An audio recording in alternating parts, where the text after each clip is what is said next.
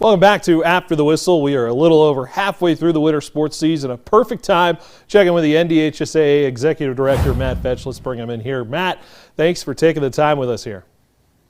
Yeah, appreciate the opportunity. Thanks, Phil.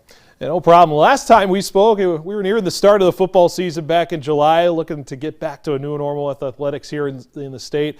How have the last few months been for your committee and as we enter February?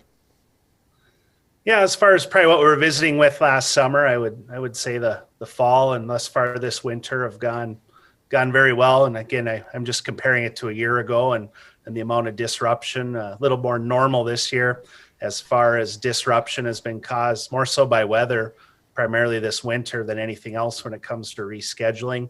And it's, slowly a shift back to normal, if you will.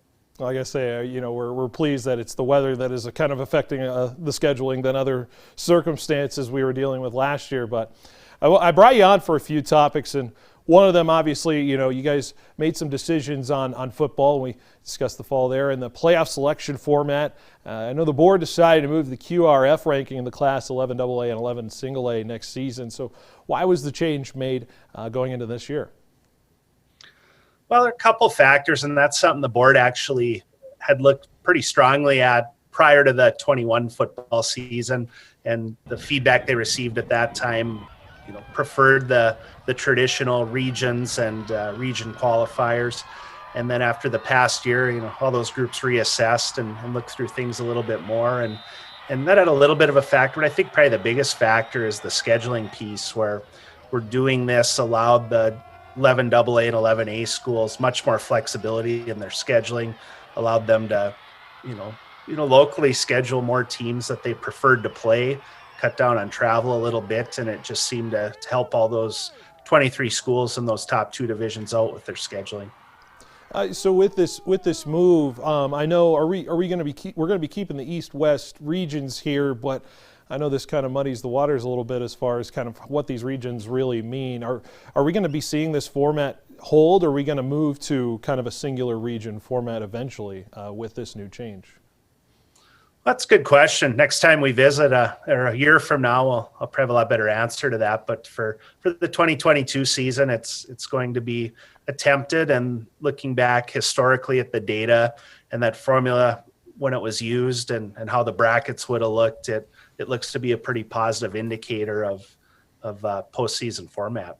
I want to talk about the 12-point success move-up system. One school that's in our area that was moved up due to this rule was St. Mary's. I just want to ask what leads into these decisions. I know they requested to stay at their level but were denied, but what leads into these decisions and leading on this 12-point format that was created?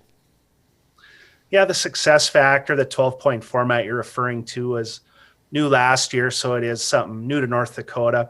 And I think the reason that was part of the guidelines is the board had approved teams the ability to opt down for the first time, and factors that allowed teams to play a division lower than their enrollment placed them based off postseason, lack of success in qualifying for playoffs.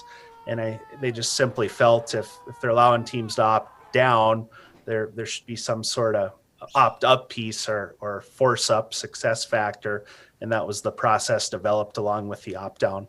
I do want to look ahead as well. You have basketball tournaments coming in here and other postseason as well. Just tell me what it's like in your office during this time of year when you got so many things going on in this winter, when the close of the winter sports season. Yeah, it's kind of we joke our holiday, if you will, Martin Luther King Jr. Day seems to be the official start of tournament season, where it's pretty much full bore. Almost 100% of what goes on here at the office level and communications is prepping for that winter tournament run. And actually have just starting next Saturday here, our state debate tournament kind of kicks off the winter season, and wrestling's not far behind, and then just keep rolling through mid to late March. And it'll be a blur. And if nothing else, I know on our end, it makes the winter go by a lot quicker. I know I'm looking forward to seeing the Class A state tournament here in Bismarck. I'm sure you'll be there. It was a great one last year. Do you have a pick for us, or are you staying impartial? No, it's Yeah, I don't have time to think any further than that, but it's something, a lot of exciting, should be a lot of parity, and even the preliminary tournaments prior to that state, it's like always, it's going to be a dogfight just to move on, and that's what makes it so great. Yeah, anyone's been kind of beating anybody here this season, and we're still not done with it. So great conversation as always, Matt. I want to thank you for being on the show. Hey, thanks, Phil. Anytime. Take care.